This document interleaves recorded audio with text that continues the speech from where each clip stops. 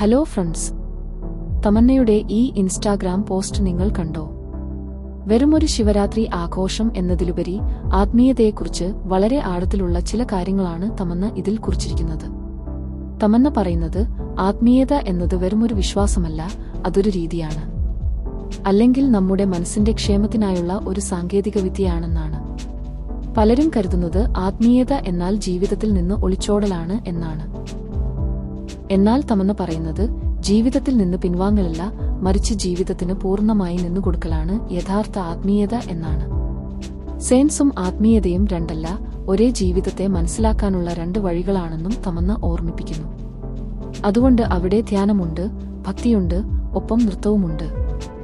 ആദിയോഗിയുടെ കൺമുന്നിൽ ഉറക്കമില്ലാതെ നൃത്തം ചെയ്തുകൊണ്ട് തമന്ന ഈ രാത്രി ആഘോഷിച്ചത് അതുകൊണ്ടാണ്.